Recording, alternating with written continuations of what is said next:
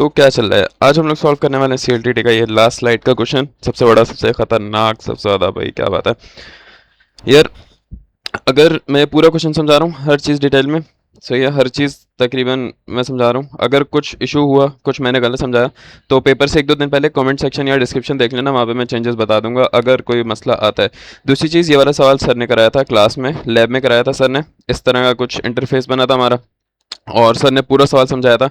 अगर आप वहाँ पे बैठे हुए होते तो आपको ये सवाल समझ आ जाता, अगर आप वहाँ पे ध्यान देते। तो सर ने हर चीज़ समझाई है नियरली, मेरे ख्याल से 95-99% जो उसमें लिखा है सर ने हर चीज़ समझाई थी उस दिन।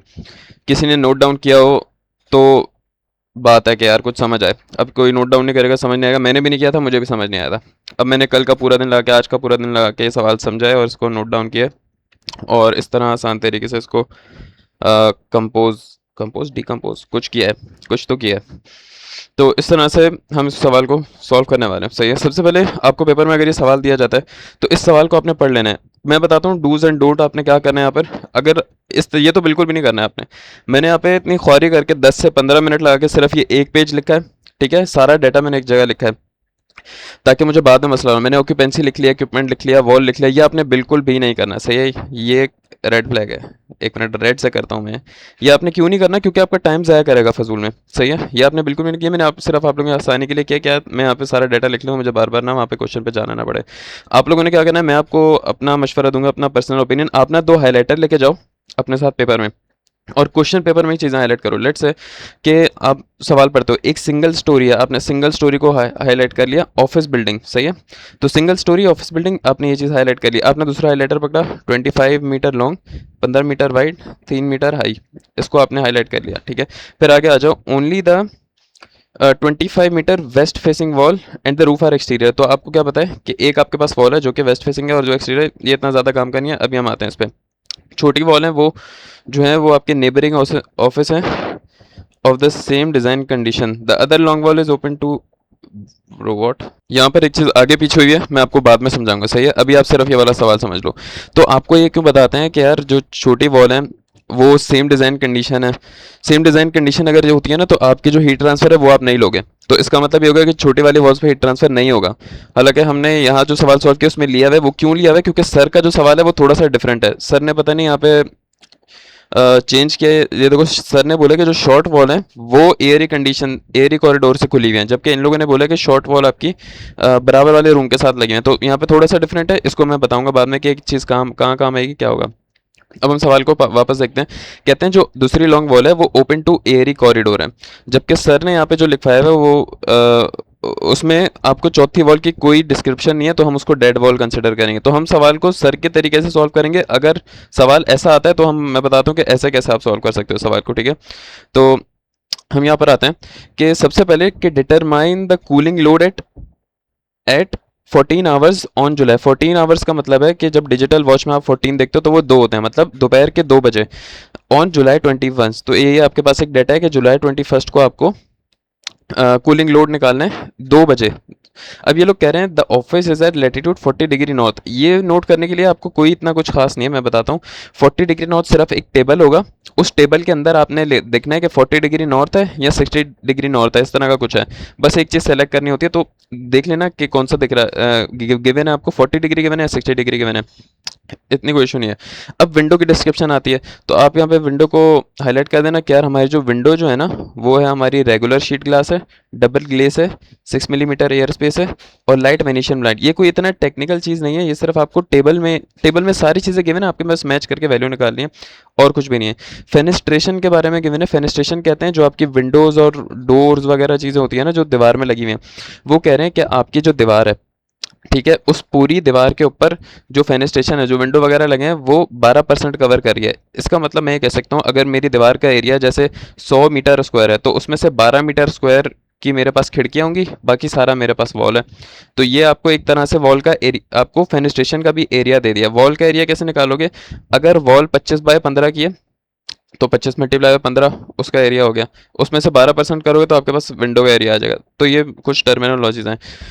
अभी अगर आपको थोड़ा ट्रिकी लग रहा है, इसमें कोई मसला नहीं है, सिर्फ सवाल मैं आपको समझा रहा हूँ। अगर आपको सवाल में कन्फ्यूजन होगी, अगर आपने पहले से पढ़ा होगा, नहीं पढ़ा तो आप खैर हो गई, डायरेक्ट कुछ आगे नहीं करो, खैर यहीं से चलते रहो, सॉल्व करते हैं हम इसको आहिस्ता आहिस्ता। वॉल के बारे में थोड़ी डिस्क्रिप्शन दी हुई है। कह रहे हैं भाई जो आपकी वॉल है ना वो 100 मिलीमीटर फेस ब्रिक की है और 12 millimetre glass fibre board insulation लगी हुई है। ठीक है, कोई मसला नहीं है, छोड़ दो, आपको इसमें कोई घुसने की जरूरत नहीं है, आपको कोई सोचने की जरूरत नहीं क्या चीज़ है, बस सही है तो है, बात खत्म हो गई। रूफ के बारे में बोला हुआ है, रूफ आपकी 150 मिलीमीटर लाइट वेट कॉन्क्रीट है, सही है भाई, है जो बात है। अब यहाँ पर आ जाओ, यहाँ पर आपको कुछ टेम्परेचर गिवन है।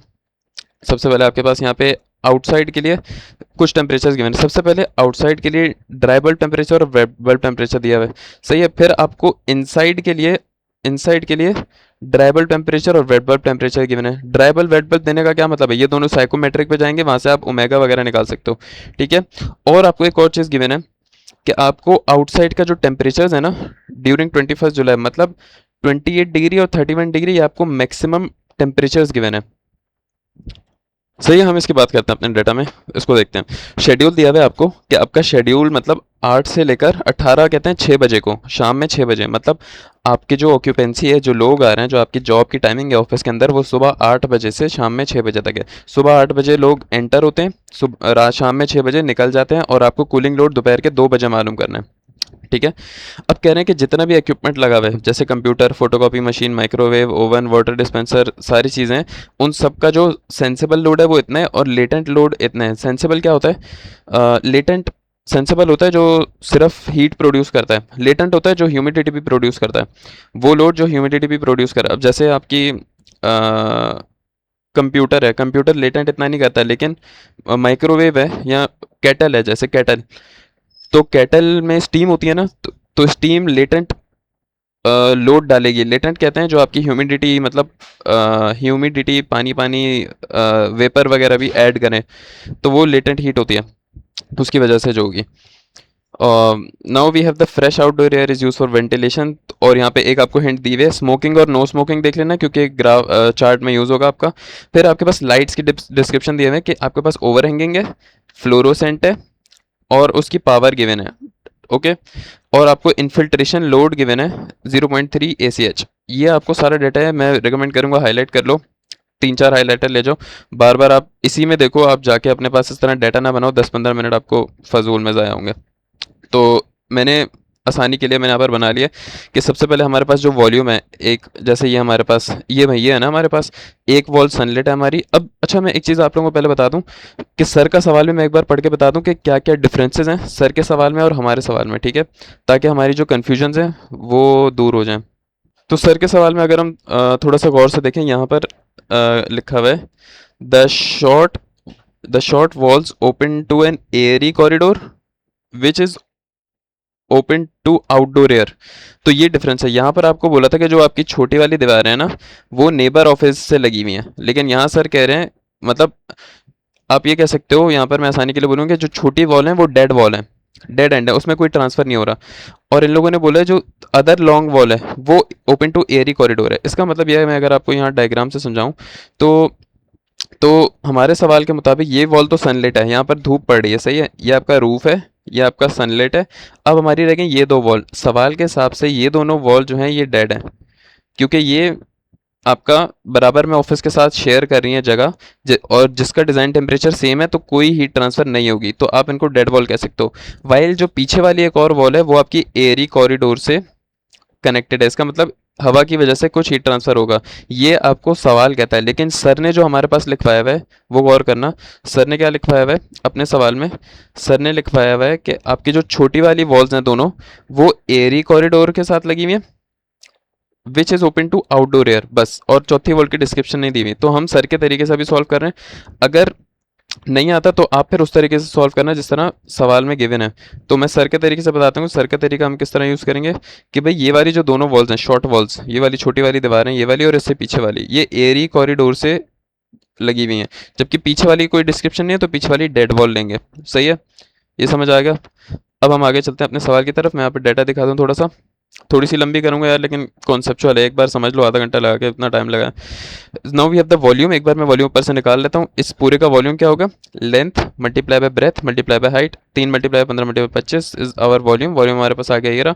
मैंने यहाँ पे डाटा बना लिया ऑक्यूपेंसी का, जो जो मुझे टेबल में ज़रूरत थी।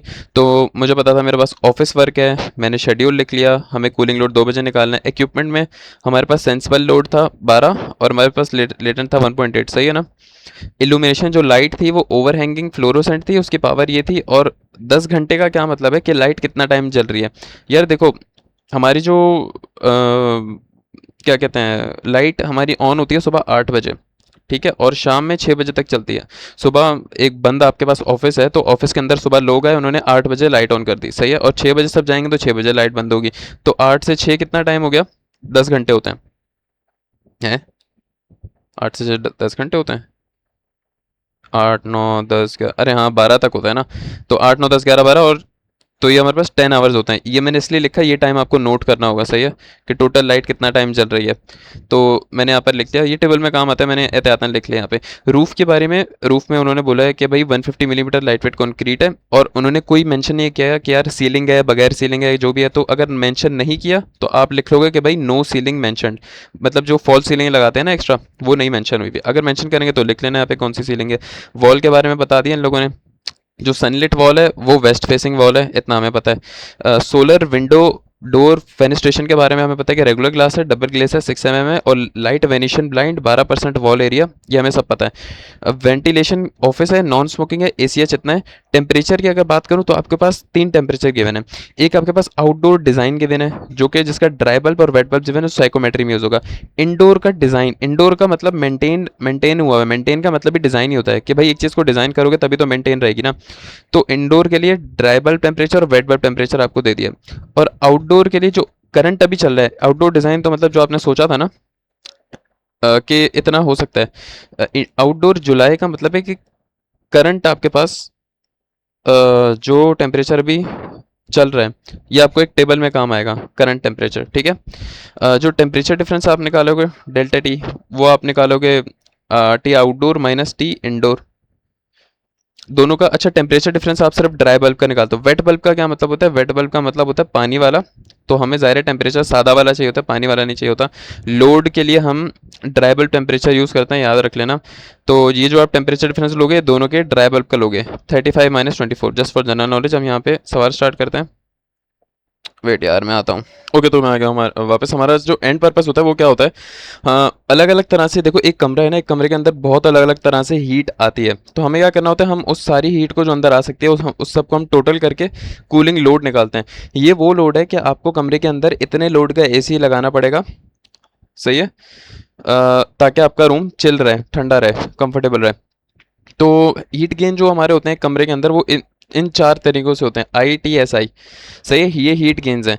आई का मतलब होता है इंटरनल, टी का मतलब होता है ट्रांसमिशन, एस सोलर होता है, और आई इन्फिल्ट्रेशन होता है। अब इंटरनल मतलब एक कमरे के अंदर जो हीट जनरेट होती है वो ऑक्यूपेंट मतलब जो लोग होते हैं उनकी वजह से होती है, और जो लाइट लगी हुई है उनकी वजह से, और इक्विपमेंट है उनकी वजह से होती है। तो ये 3 तरह की से आपकी इंटरनल हीट गेन होती है। ट्रांसमिशन की अगर बात करें तो बाहर से रूफ से आएगी, दीवार से आएगी, खिड़की से आएगी, और फ्लोर से आएगी। अब हमारे क्योंकि सिंगल स्टोरी बिल्डिंग है, मतलब नीचे कोई फ्लोर नहीं है, तो हमारे यहाँ पे फ्लोर से कोई हीट गेन नहीं होगा, ठीक है। अगर कोई खिड़की वगैरह नहीं लगी तो फिक्सचर भी नहीं होगा, लेकिन यहाँ पर खिड़की लगी हुई है तो फिक्सचर से यहाँ पर होगा।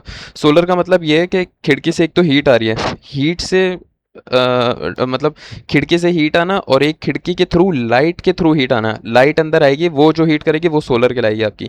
इन्फिल्ट्रेशन होती है, 2 तरीके, वेंटिलेशन और इन्फिल्ट्रेशन। वेंटिलेशन होती है कि आप जो जानबूझ के वेंटिलेशन बनाते हो, जैसे कि थोड़ी सी डक वगैरह छोड़ते हो, तो जो जानबूझ के। इन्फिल्ट्रेशन होता है कि जो जैसे दरवाजे के नीचे से गैप हो जाता है, जैसे खिड़कियों में से गैप हो जाता है, ये इन्फिल्ट्रेशन है, जो आप जानबूझ के तो नहीं, लेकिन गलती से हीट लीकेज वगैरह जो होती है आपकी एयर की लीकेज, वो इन्फिल्ट्रेशन है। तो इन सबको मिला के जो हीट गेन होता है वो आपको ऐड करना होता है। हम सबसे पहले स्टार्ट करते हैं इंटरनल में। आ जाओ, सबसे पहले हेडिंग आ गई इंटरनल, वहाँ पे सबसे पहले हमारा क्या हो रहा है, ऑक्यूपेंट इल्यूमिनेशन इक्विपमेंट। तो सबसे पहले हम ऑक्यूपेंट करेंगे। अब इंसान 2 तरह की हीट जनरेट करता है, एक सेंसिबल है, एक लेटेंट। क्यों? क्योंकि इंसान एक लिविंग थिंग है, और वो अपने अंदर से ह्यूमिडिटी भी प्रोड्यूस करता है। कभी देखा है मस्जिद के बेसमेंट में या फिर किसी ऐसी जगह पे, हॉल में, जहाँ पर एसी नहीं लगा हुआ, बहुत सारे इंसान जमा होते हैं, ह्यूमिडिटी सी हो जाती है अजीब सी। तो वहाँ पे लेटेंट हीट आपकी जनरेट हो रही है, ह्यूमिडिटी के साथ साथ लोड भी आ रहा है। तो अब हम इसे कैसे करेंगे, सीधे सीधे फॉर्मूले रट्टे मारने हैं। सबके अपने फॉर्मूले आपको रटे हुए होने चाहिए। कि ऑक्यूपेंट के लिए क्यू बराबर होता है C L F S H G, H G और एन होता है number of occupant, H G होता है heat gain, S H G होता है, सी एल एफ होता है कूलिंग लोड फैक्टर, और एस एच जी होता है सेंसिबल हीट गेन। देखो heat gain, total heat gain बराबर होता है 1 के। अगर मैं सॉरी लंबी कर रहा हूँ थोड़ी सी, टोटल 1 के बराबर होता है। टोटल का मतलब क्या है, सेंसिबल हीट गेन और लेटेंट हीट गेन। मैं सिर्फ इस फैक्टर को बता रहा हूँ, वो 1 के बराबर होता है। मतलब ये सेंसिबल और लेटेंट को अगर मिला के बोलूँ तो 1 के बराबर है। तो फर्ज करो मैंने टेबल में से सेंसिबल हीट गेन निकाल लिया, जो कि 0.55 आ रहा है, तो मैं लेटेंट हीट गेन कैसे निकाल सकता हूँ, 1 माइनस सेंसिबल हीट गेन। तो यहाँ पर मेरा जो फॉर्मूला है वो क्या बन जाएगा, 1 minus sensible heat gain latent के लिए। ओके, सिंपल है। मैं ये बता रहा हूँ कि ये और ये कैसे रिलेशन में है। उसके बाद आप बोलोगे यार सेंसिबल में तो कूलिंग लोड फैक्टर आ रहा है, यहाँ तो कूलिंग लोड फैक्टर है ही नहीं। यहाँ पर भी आता है भाई, ये दोनों फॉर्मूले सेम होते हैं, ये याद रखना। फॉर्मूले याद दिला रहा हूँ मैं सिर्फ, ऑक्यूपेंट के लिए फॉर्मूले दोनों सेम होते हैं। Q S is equal to C L F S H G H G N. H G यहाँ भी आ रहा है, एन यहाँ भी आ रहा है। यहाँ पे सी एल एफ 1 नहीं है, यहाँ पर सी एल एफ असल में 1 हो जाता है। देखो मॉइस्चर जो है वो आपका टेम्परेचर नहीं रेस करेगा, ये पता नहीं मैंने क्यों लिखा है, लेकिन लेटेंट के लिए सी एल एफ 1 हो जाता है। और जो एस एच जी है सेंसिबल हीट गेन, वो यहाँ पे लेटेंट हीट गेन बदल जाता है, और लेटेंट बराबर होगा 1 माइनस सेंसिबल के। थोड़ी ज़्यादा ज्ञान की बात होगी, लेकिन ये वाला रिलेशन यूज़ हो रहा है। इंपॉर्टेंट नहीं है बताना, लेकिन मैंने कहा थोड़ा सा नॉलेज में मैं इजाफा कर देता हूँ। लेट्स गो कि हम इसकी वैल्यूज़ कैसे निकालेंगे। तो आपने जाने, देखो यहाँ पर मेंशन है टेबल 47, 48, 49। तो हम यहाँ पर आ जाते हैं। यहाँ पे लाइन वाइज अरेंज हुए हैं टेबल्स आपके। तो हम यहाँ पर आएंगे टेबल नंबर 47 पे। लेट्स सी मेरा टेबल 47 कहाँ है, ये रहा। तो मैं 47 पर आऊँगा, मैं एक्टिविटी देखूंगा, मेरी एक्टिविटी है ऑफिस वर्क, और मेरा यहाँ से हीट गेन आ जाएगा 150, और यहाँ से मेरे पास S H G sensible heat gain आ गया। परसेंटेज में, परसेंटेज का मतलब क्या है, 0.55 हो जाएगा। तो यहाँ से मेरे पास जो है ये आ गया 0.55, और यहाँ से मेरे पास हीट गेन आ गया 150। नंबर ऑफ ऑक्यूपेंट मैं बता देता हूँ कैसे निकालने हैं। आप यहाँ पे आओगे, आपको ऑफिस के लिए ऐशर्य ने एक रिकमेंड किया है कि 10 से 15 मीटर स्क्वायर पर ऑक्यूपेंट। आप इसको वो लोगे कि ज़्यादा से ज़्यादा कूलिंग लोड भर जाए। एक बंदा कम जगह लेगा, सही है। ऑफिस में एक बंदा, ये कह रहे हैं 10 से 15 मीटर स्क्वायर हो रहा है, हमने यहाँ से 10 सेलेक्ट कर लिया है क्योंकि ऑफिस वर्क है। हमने पहले ये लाइन है, इसमें 10 से 15 आप कोई भी ले सकते हो, लेकिन आप यहाँ पे 10 लोगे। क्यों 10 लोगे, क्योंकि देखो 10 मीटर स्क्वायर पर ऑक्यूपेंट, एक बंदा सिर्फ 10 मीटर स्क्वायर ले रहा है। इसका मतलब कि अगर मैं ऑफिस के अंदर, अगर मैं एक बंदे की रेंज सिर्फ 10 मीटर स्क्वायर सेट करूंगा तो मैं ज़्यादा बंदे फिट कर पाऊंगा। समझ आ रहा है ऐसे। अगर एक बंदा 10 मीटर स्क्वायर जगह ले रहा है तो मैं ऑफिस के अंदर ज़्यादा बंदे फिट कर पाऊंगा, अगर मैं इसको कंपेयर करूं कि अगर एक बंदा 15 मीटर स्क्वायर जगह लेगा, सही है। तो अगर एक बंदा इतनी बड़ी जगह ले रहा है तो ऑफिस में कम बंदे आएंगे, लेकिन अगर एक बंदा इतनी जगह ले रहा है तो ऑफिस में ज़्यादा बंदे आएंगे। जब ज़्यादा बंदे आएंगे तो ज़्यादा पानी, सॉरी पानी नहीं आएगा, जब ज़्यादा बंदे आएंगे ज़्यादा हीट गेन होगी, तो हम मैक्सिमम पे निकाल सकते हैं। इसलिए मैं आपको सर ने रिकमेंड किया कि आप यहाँ पे 10 यूज़ कर सकते हो, सही है। तो ये क्या है, ये है 10 मीटर स्क्वायर पर ऑक्यूपेंट। तो आपने यहाँ से नंबर ऑफ ऑक्यूपेंट कैसे निकाल सकते हो वो मैं आपको बताता हूँ कि एक बंदा कितना यूज़ कर रहा है, 10 मीटर स्क्वायर। 10 मीटर स्क्वायर, आपका ऑफिस का एरिया कितना है। तो हम यहाँ पे सबसे पहले ऑफिस का एरिया देखते हैं। मेरा ऑफिस है, इसका जो एरिया है ये है 25/15, सही है। तो ज़ाहिर है बंदे अगर यहाँ पर खड़े होंगे तो इसका एरिया यही है ना, 25/15। तो 25/15 मेरा बनेगा 375 के बराबर, सही है। तो मेरा ऑफिस का एरिया है 375, सही है। तो ये मेरा टोटल एरिया है, और मेरा एक बंदा ले रहा है 10, तो मैं कितने बंदे फिट कर सकता हूँ, सही है। एक बंदा मेरा 10 मीटर स्क्वायर ले रहा है, टोटल मेरा एरिया है 375। 375 मीटर स्क्वायर मेरा एरिया है, और एक बंदा अगर मेरा 10 मीटर स्क्वायर ले सकता है जगह, तो ये मेरा बना कितना, 37.5। इसको सर ने बोले होल 5 पे राउंड ऑफ कर दो, तो हम 38 कर देंगे। तो 38 बंदे मैं फिट कर सकता हूँ, 38 मेरा नंबर ऑफ ऑक्यूपेंट है, समझ आया। अब मैं आपको रिवर्स इंजीनियर करेंगे समझा दूँ ताकि आप समझ आ जाए। डिटेल वीडियो में काफ़ी ज़्यादा डिटेल में बनाने वाला हूँ। लेट्स से मेरे पास 38 बंदे हैं, हर बंदा, मेरे पास 38 बंदे, हर बंदा कितनी ले रहे हैं, 10 मीटर स्क्वायर। हर बंदा कितनी जगह लेगा, 10 मीटर स्क्वायर। तो 38 बंदे अगर 10 मीटर स्क्वायर जगह लेंगे तो टोटल एरिया कितना बना, 380। ओके, बन गया वापस 380, 375 भाई। इस तरह से आप नंबर ऑफ ऑक्यूपेंट निकाल लोगे। तो ये असल में छोटी छोटी चीज़ें, एक एक चीज़, लेकिन ये बहुत ज़्यादा डिटेल है। सर ने कहा ये वैल्यूज़ आपकी सेम बिल्कुल करेक्ट आनी चाहिए, इसमें कोई सर वो नहीं देंगे आपको सुस्ती। 49 में आ जाओ। 49 में आपको क्या मिलेगा, sensible heat load cooling factor. Cooling factor मतलब सी एल एफ, यहाँ पे आपको टेबल में बता दिया। तो सी एल एफ कैसे निकालोगे, सबसे पहले hours after each entry into space और टोटल आवर इन स्पेस। देखो सबसे पहले 8 बजे लोग आ रहे हैं और आपने निकालना है 14 बजे, मतलब 2 बजे। तो टोटल टाइम कितना हुआ, 6 घंटे का। ठीक है, सुबह 8 बजे से 9, 10, 11, 12, 1, 2, ये हो गए 6 घंटे। मतलब आपका जो कूलिंग लोड है वो कब कब आपने कब से निकालना है, सुबह 8 बजे से 2 बजे का आपने कूलिंग लोड निकालना है। तो टोटल आवर कितने स्पेंड हो गए स्पेस में, 6 घंटे। तो टोटल आवर इन स्पेस हो गए आपके 6 घंटे। समझ आया, ये सवाल में मेंशन है। दूसरी चीज़ क्या है कि hour after each entry into space. अब ये क्या चीज़ है, ये थोड़ी सी कंफ्यूजिंग है। देखो यार, सवाल में कोई गिवन नहीं है। असल में होता क्या है कि फ़र्ज़ करो कि 10 बंदे आए 2 बजे, 10 बंदे आए 5 बजे, 10 बंदे आए आपके 12 बजे, 10 बंदे आ रहे हैं 3 बजे। तो इससे क्या होता है, hours entry into each space आप पता है क्या करोगे, आप सबके लिए अलग अलग निकालोगे। मैं बताता हूँ कैसे निकालोगे। आप क्यू सेंसिबल जो है ना, जहाँ पे सी एल एफ ऐड हो रहा है, आप क्या करोगे उसमें, आप निकालोगे पहले। लेट्स से कि आपको सवाल में इस तरह गिवन है, मैं थोड़ा कॉम्प्लिकेटेड बना रहा हूँ समझने के लिए सिर्फ। लेट्स से कि मैं बोल रहा हूँ कि ग्रुप ए 8 बजे आ रहा है, ग्रुप बी 9 बजे आ रहा है, ग्रुप सी 10 बजे आ रहा है। ये तीन आपको चीज़ें गिवन है। अब आप ये करोगे कि आपको पता है कि आपने 2 बजे निकालना है कूलिंग लोड, ये तो फिक्स है, मतलब ये वाला कॉलम तो फिक्स है। अब आप पता है क्या करोगे, आप पहले ग्रुप ए के वर्किंग करोगे। आप यहाँ पर पहले लिखोगे क्यू एस ए, हर चीज़ यहाँ पर आई गेस सेम होगी। यहाँ से और कुछ भी शायद चेंज हो जाए, एस एच जी भी सेम रहेगा, हर चीज़ सेम रहेगी आई गेस। तो पहले ग्रुप ए के लिए निकालोगे, सॉरी उसके लिए आपकी सॉरी ये भी चेंज होगा। देखो, टोटल आवर इन स्पेस आपका हो गया 8 से 14, मतलब 6 घंटे हो गए, ये वाले 6 घंटे हो गए। और अगर ग्रुप ए 8 बजे आ रहा है तो तो आवर्स आफ्टर ईच एंट्री, मतलब ग्रुप ए के लिए जब आप निकालोगे तो आप लोगे 8, सॉरी यार लिटिल कंफ्यूजिंग मैन, वापस बताता हूँ कि अगर ग्रुप ए 8 बजे आया, सही है, तो उसने टोटल टाइम कितना गुजारा 2 बजे तक, 6 घंटे। तो उसके लिए तो ये डन है, ये 6 और ये 6, कि उसकी भी एंट्री 6 बजे हुई है। लेकिन अब ग्रुप बी की मैं बात कर रहा हूँ, ग्रुप बी 9 बजे आया, तो ग्रुप बी ने एंट्री के बाद कितना टाइम गुजारा, 9 बजे आया था तो उसने 5 पे आएगा, सही है। जैसे और ग्रुप सी जो है वो आया है 10 बजे, 10 बजे से 2 बजे तक मतलब 4 घंटे। तो ग्रुप सी का ये वाला कॉलम ये होगा, सही है, ये समझ आ गया। तो इस तरह आप मैच कर लोगे और सबके लिए अलग अलग ऐड करोगे। लेकिन ये थोड़ा कॉम्प्लिकेटेड है, मोस्ट प्रॉब्ली ये नहीं आएगा, थोड़ा सिंपल आएगा। तो अगर सवाल में नहीं गिवन ना आपको ग्रुप्स वगैरह सारी चीज़ें, तो आप यही अज्यूम करोगे कि जितने भी बंदे हैं ना 38 के 38 ऑक्यूपेंट्स आपके सुबह के 8 बजे पहुंच रहे हैं। तो hours after each entry into space, सब लोग सुबह 8 बजे आ गए और आपने कूलिंग नोट निकालना है 12 बजे का। टोटल आवर इन स्पेस तो आपको पता था कि आपका 6 था, ठीक है, कि टोटल आवर इन स्पेस ये रहा।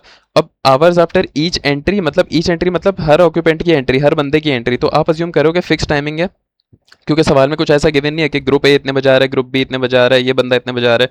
आप सीधे सीधे अज्यूम करोगे और लिख भी देना सवाल पे ना साइड पे।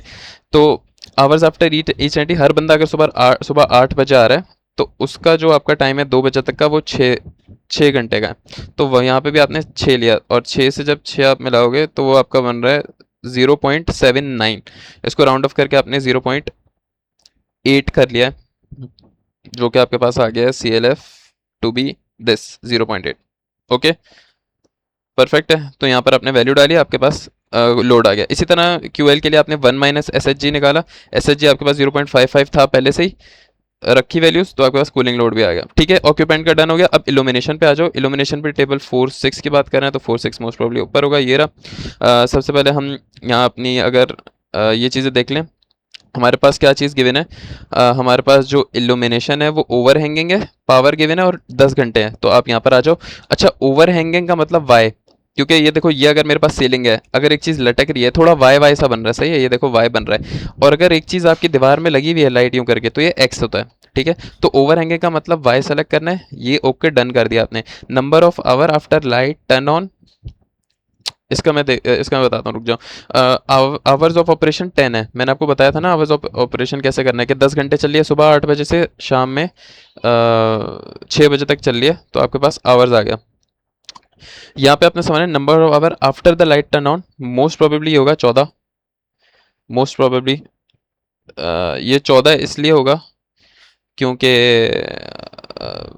सॉरी नंबर ऑफ आवर्स है, ये 16 टाइम है ना, कि लाइट ऑन हुए हुए कितने घंटे हुए हैं। ओ सॉरी, अगर 8 बजे ऑफिस की लाइट ऑन किया और हमने 2 बजे कूलिंग लोड निकालना है तो कितना टाइम हुआ, 6 घंटे हुए। तो नंबर ऑफ आवर कितने स्पेंड हुए, 6। आप यहाँ पर आओगे, ये 0.92 पे क्लिक किया, या आपने यहाँ पर लिख दिया 0.92, अपना CLF cooling load factor, power सवाल में गिवन थी, ब्लास्ट फैक्टर आप लोगे 1.2, ब्लास्ट होता है जो भी होता है, ये किसके लिए होता है, फ्लोरोसेंट लाइट के लिए, एलईडी के लिए शायद 1 होता है, और FU आपके पास होता है यूजेज फैक्टर, क्योंकि आपको गिवन नहीं है तो आप इसको 1 डाल दोगे, ठीक है, आपने इल्यूमिनेशन का लोड निकाल लिया। अच्छा, मैं एक और चीज़ देख रहा था कि यार यहाँ पर सिर्फ 10 और 16 का दिया हुआ है, अगर बीच में 12 घंटे चल रही है लाइट तो आप क्या करोगे, मैं देख रहा था कि वो बता रहे कि आप ना इसको इंटरपोलेट कर सकते हो 10 और 16 के बीच में 12 डाल के, ठीक है, ये वाली वैल्यू।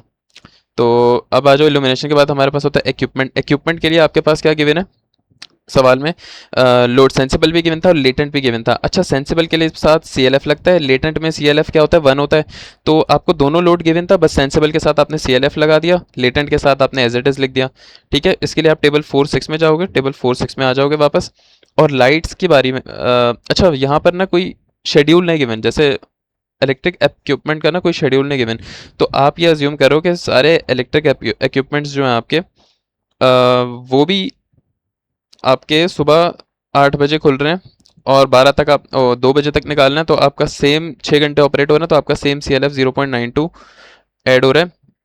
आपने यहाँ पे सेम CLF 0.92 लिख दिया, मैंने यहाँ पर लिखा जस्टिफाई, क्योंकि मुझे भी इतना क्लियर नहीं हो रहा था कि यार वापस से 0.92 क्यों यूज़ किया हमने CLF, ये तो इल्यूमिनेशन लाइट्स के लिए था ना कूलिंग CLF, तो ये आप लोग एक बार थोड़ा सा रिसर्च कर सकते हो इसके बारे में कि हमने इक्विपमेंट का कोई टेबल भी नहीं है और सिर्फ ये इसी तरह गिवन है, तो हमने सिर्फ तो क्योंकि हमारे पास ग्राफ नहीं था, सिंप्लिसिटी के लिए हमने वही वाला CLF अज्यूम कर लिया। CLF क्या होता है, कूलिंग लोड फैक्टर, मतलब यार जैसे अब लाइट एकदम से टर्न ऑन हो रही है ना, तो वो 100% अपना हीट एकदम से जनरेट नहीं करती, आहिस्ता आहिस्ता करती है, तो इसी तरह इक्विपमेंट भी आपके एकदम से जनरेट नहीं करते, जैसे लैपटॉप है आहिस्ता आहिस्ता करेगा, तो उसके लिए CLF आप मल्टीप्लाई कराते हो, तो हमने यहाँ पर 0.92 ले लिया, इसको जस्टिफाई कर देना क्या यार हमारे पास कोई टेबल वेबल नहीं है, तो हमने इसलिए इल्यूमिनेशन वाले ले लिया। Next we have the transmission, transmission हमारी रूफ से होगी, रूफ के लिए हम टेबल 4.14 पर जाएंगे। रूफ के लिए here we have the 414 roof, roof कैसे करते हैं, सबसे पहले रूफ टाइप आपको पता होनी चाहिए। हमें पता है कि हमारा रूफ जो है वो विदाउट व्हाट, तो सबसे पहले तो हम रूफ टाइप देखेंगे, ये मोस्ट प्रॉब्ली आपको नहीं गिवन होगा, आपको याद होनी चाहिए, 4 से 6 टाइप्स होती हैं, आपको थोड़ा बहुत अंदाजा होना चाहिए, आई गेस मोस्ट प्रॉब्ली यहाँ सवाल में दे दिया जाएगा कौन सी टाइप है, सर ने बोला था, लेकिन आपको ये याद कर लेना कि कौन सी टाइप में क्या आपके पास वो होती हैं। तो हम सवाल में जाएंगे, हमें सवाल में जो रूफ़ गिवन है, ये देखो मैंने हाईलाइट किया है, तो मैं इसमें से ना कहीं भी रूफ़ का वर्ड ढूंढ के पता लगा सकता हूँ कि मेरा जो रूफ़ है, ये देखो मेरा roof 150 millimetre light weight concrete है, तो मैं यहाँ पर जाऊँगा, मैं यहाँ पर देखूँगा कि 150 मिलीमीटर लाइट वेट कॉन्क्रीट, ये मेरा रूफ़ टाइप 4 होती है, ठीक है, ये सर के उसमें है स्लाइड में रूफ़ के लिए, तो मैं अपने यहाँ पे ग्राफ में आऊँगा 414 पे, और 414 पे आने के बाद मैं देखूँगा मेरी रूफ़ टाइप है 4, तो इन दोनों में से कोई हो सकती है। दूसरी चीज़ मैं बोलूँगा कि कोई सीलिंग के नहीं थे, तो मैं बोलूँगा रूफ विदाउट सस्पेंडिंग सीलिंग, ये वाला मेरा ग्राफ है। विद सस्पेंडिंग सीलिंग मुझे नहीं गिवन, तो मैंने लिया कि विदाउट सस्पेंडिंग सीलिंग, और मेरा सोलर टाइम कितना था, 14 घंटे पे मैंने निकालना है, तो मैं 14 घंटे में मतलब 2 बजे इन लोगों ने बोला हुआ है, तो मैं 2 बजे पे गया, मैं रूफ टाइप 4 पे गया, और यहाँ पर मैंने निकाल लिया अपना CLTT 24 है। अब जो एक्सटीरियर वॉल्स होती है ना, जहाँ पर धूप पड़ रही होती है आपकी, वहाँ पर आप CLTT को एडजस्ट करते हो, क्योंकि धूप स्टोर होती है, देखो मैक्सिमम दोपहर में आपकी तकरीबन जो धूप पड़ती है वो 2 या 3 बजे पड़ती है, ठीक है, लेकिन आपका जो रूम गर्म होता है वो 3:30-4 पे होता है, तो ये आहिस्ता आहिस्ता जो होता है ना, इसके लिए आप एडजस्टमेंट करते हो, कूलिंग लोड टेम्परेचर, जैसे हम LMTT निकालते हैं ना, चेंज होने की वजह से, क्योंकि हीट एक्सचेंजर में through out the length change हो रही है, बार बार हीट इंक्रीज हो रही है आहिस्ता आहिस्ता, तो इसके लिए हम एडजस्टमेंट करते हैं थोड़ी सी, तो हम यहाँ पर क्या एडजस्ट करेंगे, हम CLTT एडजस्टमेंट करेंगे। CLTT तो आप यहाँ से निकाल लिया 24, लेकिन ये तो है कांस्टेंट, इसको अब आप अपने लोडिंग के मुताबिक एडजस्ट करोगे, एडजस्ट कैसे करोगे, अपने टेम्परेचर के मुताबिक, ये फॉर्मूला होता है कि ओरिजिनल CLTT प्लस कोई मसले वाली बात नहीं है, बस फॉर्मूला रट्टा मार लो, यहाँ पर 25 रट्टा मार लो, यहाँ आएगा इंडोर टेम्परेचर, और यहाँ पर आएगा आउटडोर का एवरेज आएगा आपके पास, सही है, और ये आपके पास माइनस का 29, तो CLTT आपने निकाला 24, अब 25 माइनस इंडोर टेम्परेचर आपके पास कितना था 24, इंडोर टेम्परेचर आपके पास कितना था ये रहा 24। अच्छा, इंडोर टेम्परेचर जो भी टेम्परेचर होगा, सिर्फ ड्राई बल्ब टेम्परेचर की बात करोगे, वेट सिर्फ साइकोमेट्री के लिए यूज़ होता है, तो 24 आपने इंडोर डाल दिया, आउटडोर के लिए आपने यहाँ पर डाल दिया, आउटडोर का आपने एवरेज लेना है, एवरेज क्या लोगे 31 प्लस, मैं यहाँ पे देखता हूँ टेम्परेचर क्या हमारे पास, एक हमारे पास है आउटडोर में 31, और ये रहा 28, जो मिनिमम और मैक्सिमम है ना आउटडोर का, ये देखो आउटसाइड टेम्परेचर मिनिमम मैक्सिमम इतना है जी, तो टेम्परेचर डिफरेंस आपने ले लिया यहाँ पे, जो मिनिमम मैक्सिमम है उसका एवरेज ले लिया, 28 और 31 का एवरेज। अच्छा, एवरेज में याद रखना जो भी आपको आउटसाइड का मिनिमम मैक्सिमम लगेगा उसका एवरेज लोगे आप सीएलटीटी में, याद रखना ये थ्रू आउट द क्वेश्चन आपका एवरेज सेम रहेगा।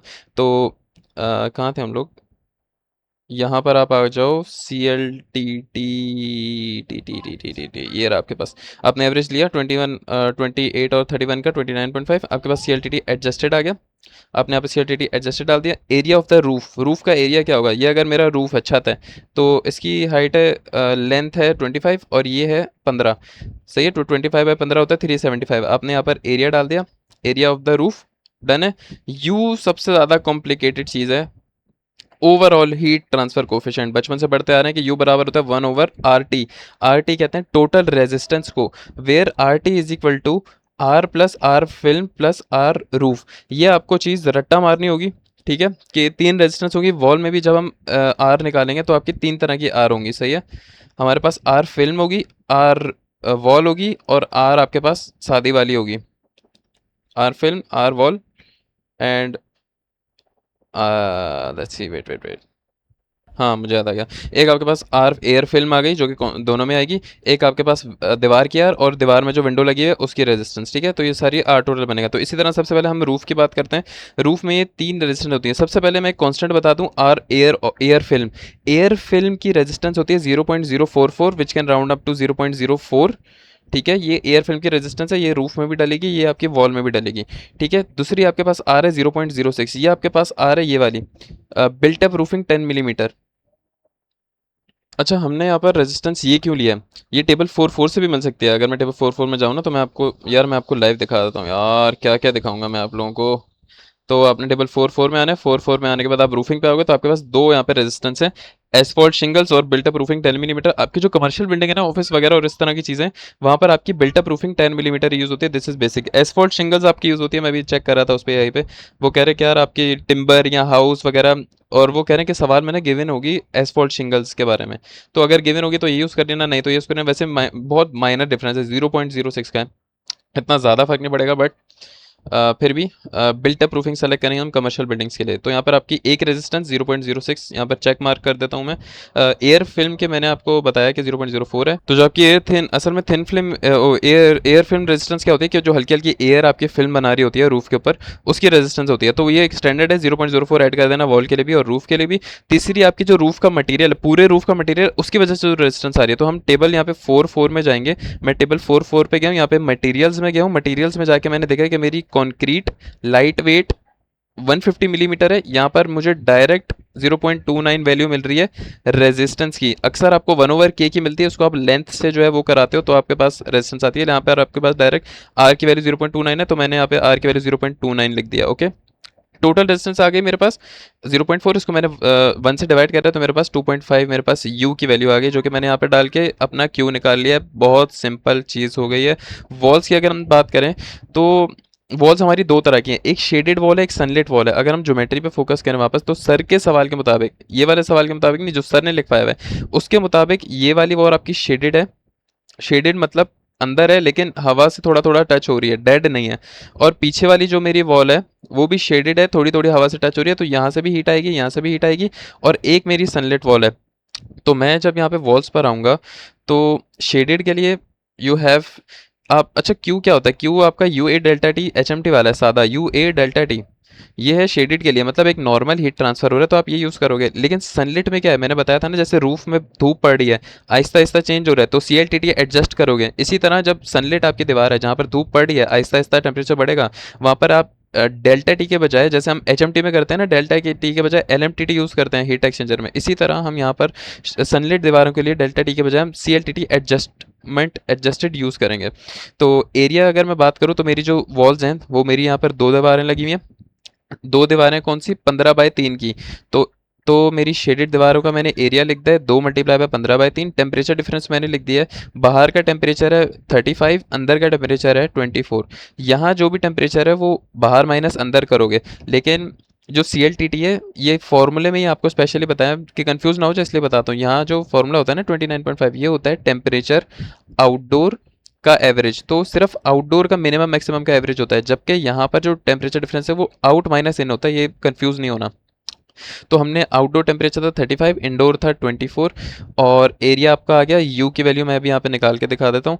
उसके अलावा शेडेड और सनलाइट के लिए वैल्यू सेम रहेंगी सिवाय एरिया के, और सी के यू सेम रहेगा। यू तो आपका दीवार की मटेरियल है, मटेरियल क्योंकि दोनों दीवारों का सेम है तो यू आपका सेम रहेगा। एरिया की बात करें तो मेरी जो लंबी वाली दीवार है उसका एरिया, इस दीवार का एरिया कितना है मेरा 25/3, तो मैंने यहाँ पर लिख दिया कि मेरी एक दीवार है 25/3 की, एक दीवार है 25/3। पीछे वाली क्यों नहीं लिया, क्योंकि वो सनलाइट नहीं है, वो डेड वॉल है, उसके बारे में कोई डिस्क्रिप्शन नहीं है, no heat transfer, it is a dead wall.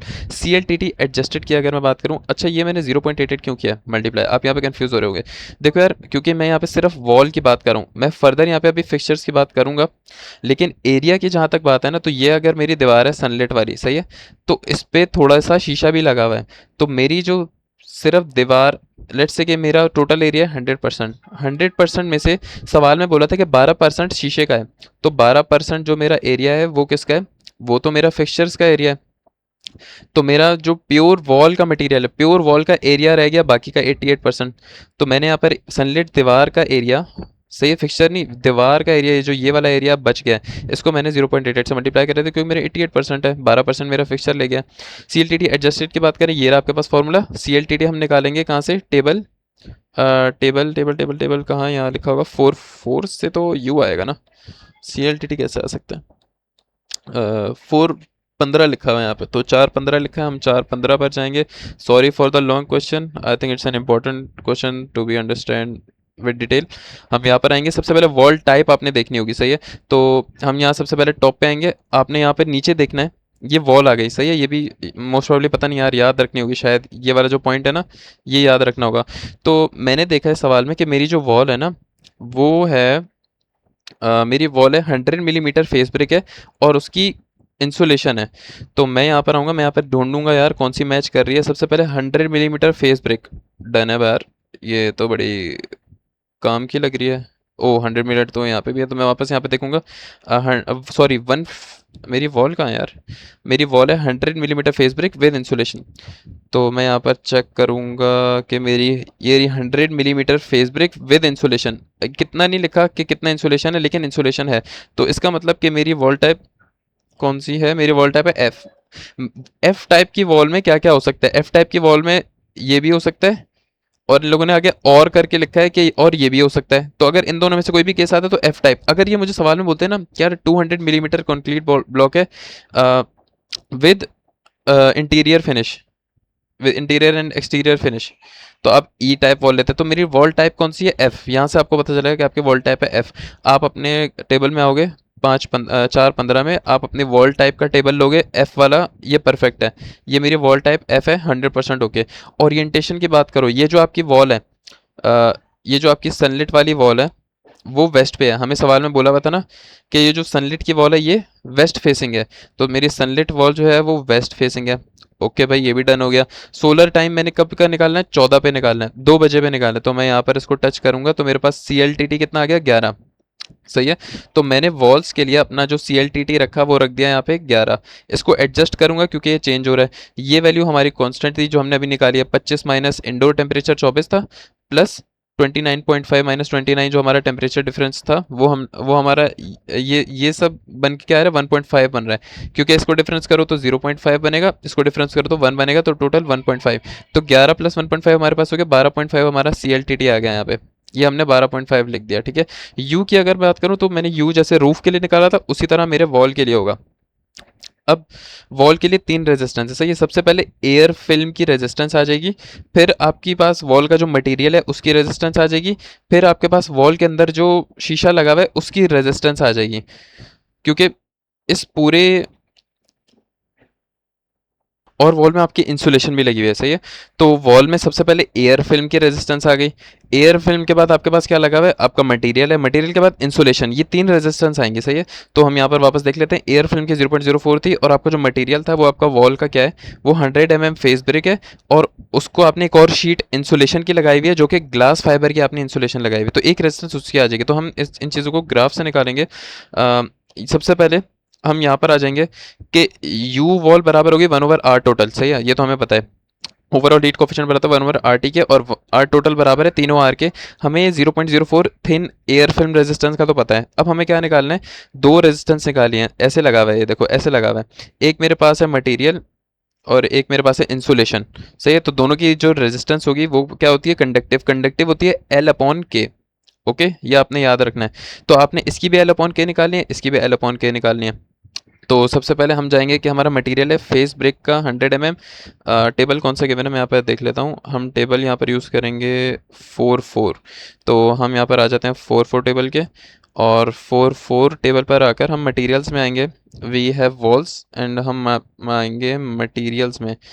तो इंसुलेटर पे बाद में आते हैं, हम पहले आते हैं। Bro, we have air resistance. We have different air resistance. Why we have the cooling season? Come on, man. मैंने यहाँ पर देखो देखो, surface moving air and we have a cooling season, मतलब गर्मियों के अंदर ये लोगे तो मुझे यहाँ से मिल गए से ये एयर रेजिस्टेंस ही आपने लेनी होती है बाहर एक्सटीरियर वॉल के लिए, जहाँ पे एयर टच हो रही होगी। You have to take the air resistance. तो let's just hop on to materials. We have this materials, we have face brick and we have the value of 0.76, लेकिन ये वैल्यू है 1/K की। तो R बराबर होता है L/K। ओके, लेंथ मेरी कितनी है अभी देखते हैं। 1/K की वैल्यू 0.76, तो लेंथ मल्टीप्लाई बाय 0.76, क्योंकि 1/K की वैल्यू 0.76।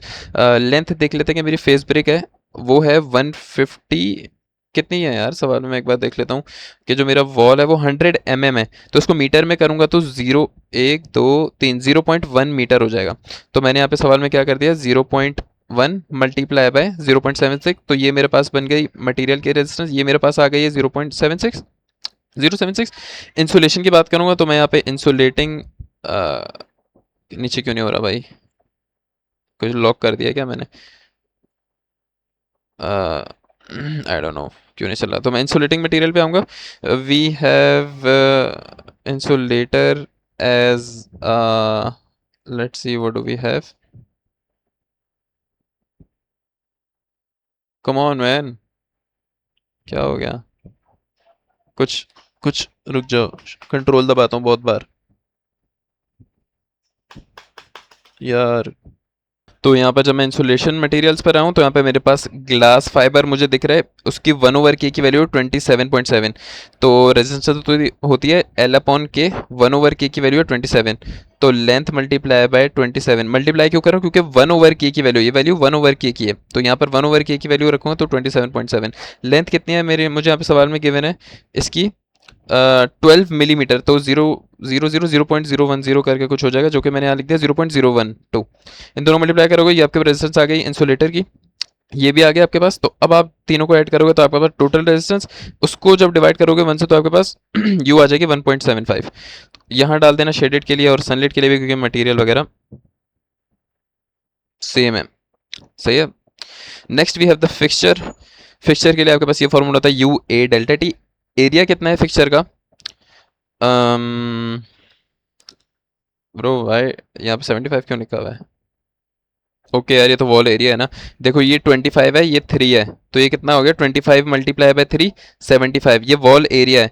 सवाल में गिवन है कि वॉल एरिया का 12% आपका फिक्सचर ले रहा है। तो वॉल एरिया का जो कहाँ गया, ये रहा 12% वॉल एरिया जो है वो आपका फिक्सचर्स ले रहे हैं।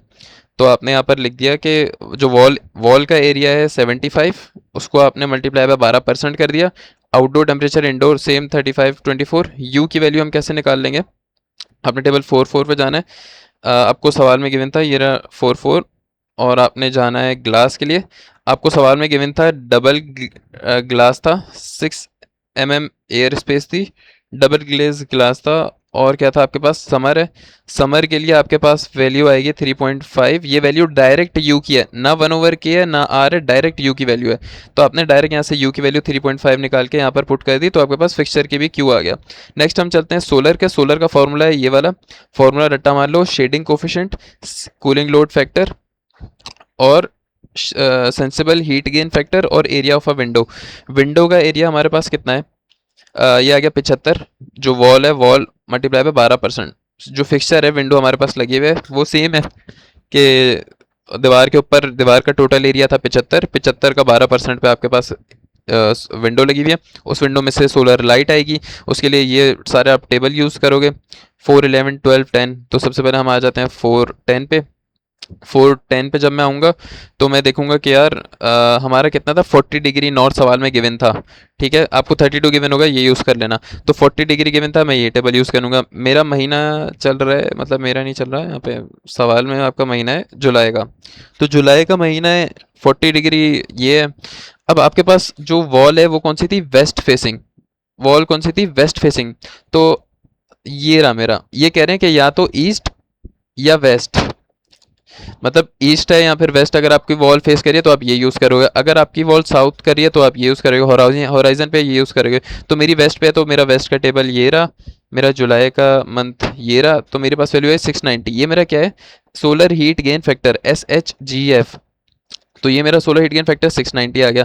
इसी तरह मैं अपने अगले ग्राफ पे जाऊंगा, तो यहाँ पर मेरे पास जो ग्लास लगा हुआ है वो मेरे पास डबल ग्लास है, रेगुलर शीट लगी हुई है, सवाल में गिवन है हर चीज़। शेडिंग कोफिशिएंट में सवाल में आपको गिवन है कि आपके पास रोलर नहीं है, वेनिशियन ब्लाइंड है, ये सवाल में गिवन है, और आपके पास लाइट कलर के वेनिशियन ब्लाइंड है। तो मैंने यहाँ पर ये सेलेक्ट किया, मेरे पास शेडिंग कोफिशिएंट 0.51 आ गया।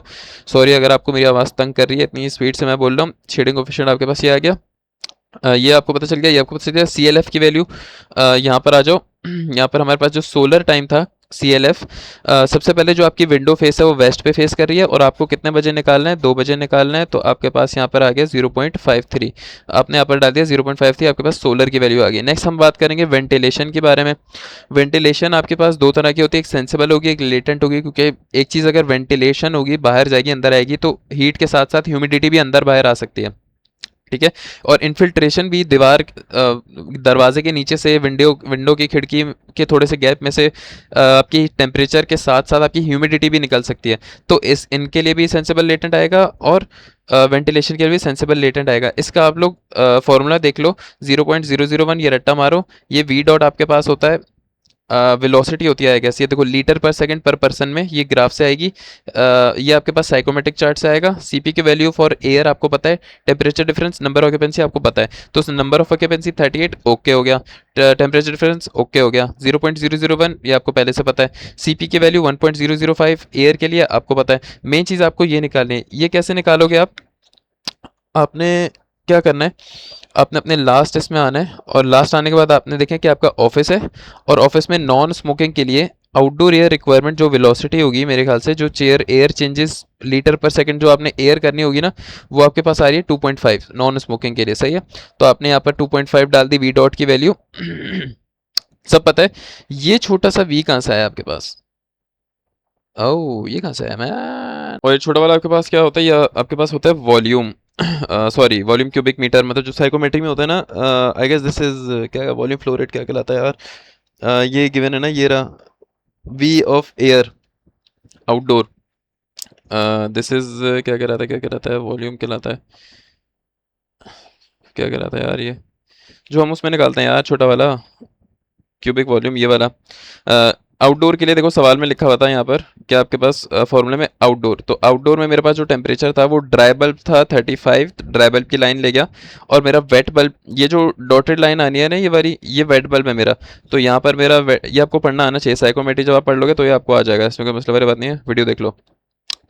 यहाँ पे अगर मैं बात करूँ तो ये मेरा जा रहा है 15, ये मेरा जा रहा है 20, ये मेरा जा रहा है 25, ये मेरा वेट बल्ब है। ओके, तो ये मेरा पॉइंट ऑफ मीट है, यहाँ मेरा पॉइंट मीट करेगा। इस पॉइंट पे मैंने क्या निकालना है, वॉल्यूम क्यूबिक, ये जो मेरा वॉल्यूम क्यूबिक है। तो वॉल्यूम क्यूबिक की अगर मैं लाइन यहाँ पे ड्रॉ कर लूँ, मेरी वॉल्यूम क्यूबिक की ग्रीन वाली लाइन्स हैं।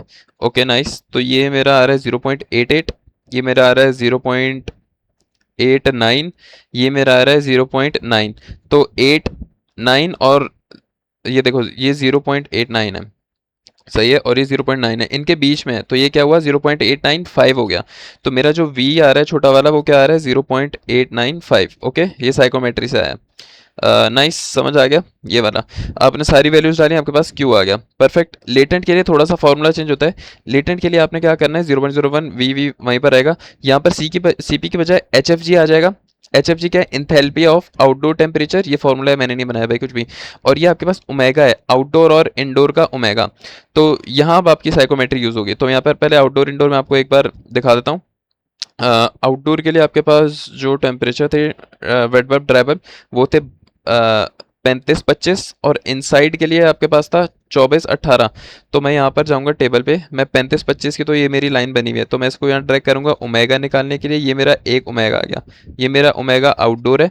ओमेगा इंडोर था मेरा 18-24 पे। मैं एक बार वापस देख लूँ, मेरा ड्राई बल्ब 24 है, वेट बल्ब 18 है, तो मैं अपना जो मेरा ड्राई बल्ब है वो है 24, ये मेरा 24 है, ये मेरा ड्राई बल्ब 24 है, इसको मैं ऊपर ले गया। मेरा वेट बल्ब कितना है 18, ये मेरा वेट बल्ब है 15, 16, 17, 18, 19, 20 हो गया, तो ये मेरा 18 आ गया। ये देखो, ये दिख रही है डॉटेड लाइन, ये वेट बल्ब होता है, ये लिखा हुआ है 15। तो यहाँ से मैं लेके गया, ये मेरा पॉइंट ऑफ मीट है, तो पॉइंट ऑफ मीट पे मैं स्ट्रेट लाइन ड्रॉ करूंगा। ये मेरा ओमेगा इंडोर है, तो ये मेरा आ गया ओमेगा इंडोर। ये इंटू 10 की पावर 3 होता है, तो मैं इसको जब 0 पॉइंट में करूँगा तो ये मेरे पास बनेगा 0.0123, 0.001 कुछ बन जाएगा, और ऊपर वाला मेरे पास कितना बनेगा 16 के करीब है, तो 0.0016 बन जाएगा। तो ये मेरे पास आउटडोर इंडोर के ओमेगा आ गए, सही है। तो मैंने यहाँ पर जो मेरे ओमेगा थे वो मेरे 0.016, 0.0105, परफेक्ट। Number occupancy okay. ये आपका सेम रहेगा 2.5, 0.895, 0.01। एच आपके पास कैसा आएगा, इसके लिए आपको खोलना पड़ेगा स्टीम टेबल। मैंने अपनी वही पुरानी स्टीम टेबल की प्रॉपर्टी खोल ली है। सैचुरेटेड स्टीम पे जाओगे टेम्परेचर पे, अच्छा स्टीम से आप सोच रहे हो गर्म है ये वो भाई इतना कुछ नहीं है। स्टीम आपकी 31 डिग्री पे, हाँ गर्म है, बहुत गर्म है, लेकिन हवा गर्म है। ये बेसिक 31 डिग्री जो आपके इधर उधर हवा चल रही होती है, तो स्टीम से ही नहीं समझना बहुत गर्म है ये वो है, भाई सादी हवा है, हवा का टेम्परेचर है 31 डिग्री टेम्परेचर। 31 क्यों लिया हमने, क्योंकि आपके पास यहाँ पर मैक्सिमम पे निकालोगे आप, हमेशा जो चीज़ें निकालोगे मैक्सिमम पे आप निकाल लोगे। तो जुलाई में आउटसाइड पे आपके पास टेम्परेचर है वो मैक्सिमम कितना है 31। मैं स्टीम टेबल पे गया, मैं 31 डिग्री पे गया, वहाँ पे मैंने एच एफ जी की वैल्यू 2428.1 नोट कर ली, और मैंने अपनी एच एफ जी की वैल्यू यहाँ पर क्वेश्चन में डाल दी 2428। परफेक्ट है, हर चीज़ मैंने यहाँ पे डाल दी। ये देख लो हर चीज़ स्टीम टेबल यहाँ लिखा हुआ है सब कुछ, साइकोमेट्री यहाँ से आपके पास क्यू की वैल्यू आ गई है, इसके लिए वेंटिलेशन परफेक्ट समझ आ गया। नेक्स्ट हम चलते हैं इन्फिल्ट्रेशन पे। इन्फिल्ट्रेशन के छोटे से फॉर्मूले, ये सेंसिबल है, ये लेटेंट है, यहाँ पर ACH ये वॉल्यूम है, ये याद रखना क्या चीज़ है, CP और डेल्टा टी। देखो ACH तो 0.3 गिवन है, ओके 3600 कांस्टेंट चीज़ है, छोटा वॉल्यूम हमने निकाला था 0.895, और ये वॉल्यूम क्या चीज़ है, ये तो वो है यार, ये स्पेसिफिक वॉल्यूम, हाँ ये तो स्पेसिफिक था। ऊपर वाला जो है ये आपके पास ओरिजिनल वॉल्यूम है, वॉल्यूम ऑफ द रूम, जिस रूम में से इन्फिल्ट्रेशन हो रही है। तो रूम आपका है 25/3/15 का, ठीक है, ये टोटल वॉल्यूम है, तो हमने यहाँ पे 25/3/15 लिख दिया टोटल वॉल्यूम। CP की वैल्यू डाल दी, टेम्परेचर डिफरेंस 35 - 24 लिखा, मेरे पास Q आ गया, नाइस हो गया। लेटेंट की अगर मैं बात करूं तो मेरा ACH 0.3 सेम, वॉल्यूम वही सेम 25 बाई HFG की वैल्यू हमने निकाल ली थी, डेल्टा W हमने सेम जो पीछे किया अभी, और स्पेसिफिक वॉल्यूम आपको पता है, हर चीज़ पता है, आपने QL भी निकाल लिया, लेटेंट आ गया। अब आपके पास जितने भी Q आए हैं आपने इन सबको डब्बे में बंद करना है, कोशिश करो। शायद मैं ऐसे रिकमेंड कर सकता हूँ कि जैसे ही निकले तो एंड पे किसी एक पेज पे पहले ही लिख लेना, डबल क्रॉस चेक के लिए। तो सारे क्यूज़ को आपने ऐड करना है, जब आप सारे क्यूज़ को ऐड करोगे जितना भी क्यू आपके पास है तो आपके पास बन गया 72.4 किलोवाट। इसको अगर आपने टन में कन्वर्ट करना है, ये मेरे ख्याल से टन ही होता है ना, तो ये आप के पास कन्वर्जन यहाँ पे लिख दिया कि 1 टन बराबर होता है इतना किलोवाट के, इसको डिवाइड करोगे तो आपके पास इतना टन आ जाएगा कि 21 टन आपने अपना ऑफिस के अंदर AC लगाना है ताकि आपका ऑफिस चिल रहे 100%। तो यहाँ पे हमारे पास फाइनली सवाल ख़त्म हो गया, और वीडियो हमारी चली गई है 53 मिनट पे। Sorry for the long video, we need it to be detailed I think, क्योंकि जिस तरह का हमारे टेबल पढ़ने थे, साइकोमेट्री पढ़नी थी आपकी, होप आपको समझ आ गया होगा सारी चीज़ें। मेरा खुद इसने तकरीबन 1-1.5 दिन लिया इस पूरे सवाल ने ना, इसको इतना पढ़ने के लिए। मेरे ख्याल से अगर मैंने क्लास में नोट डाउन कर ली होती है ना यार सारी चीज़ें, तो मुझे इस पर 1-1.5 दिन लगाने की ज़रूरत नहीं पड़ती। तो ये सवाल है, इसकी प्रैक्टिस लाजमी करने ना। मैंने तो कर लिया, ये मैंने लिख लिया, मुझे मेरे ख्याल से मुझे 1-2 सवालों की और प्रैक्टिस करनी पड़ेगी इसके बावजूद भी, लेकिन प्रैक्टिस लाजमी करने ना, बहुत बहुत बड़ा सवाल है, एक छोटी सी गलती आप हर चीज़ भूल जाओगे, सही है। तो क्या कह सकते हैं, और बाय बाय, थोड़ी सी दुआ कर लेना। बाय द वे अगर कोई चीज़ हम चेंज करेंगे तो पेपर से 1-2 दिन पहले कमेंट सेक्शन देख लेना लाजमी। See you in the next video.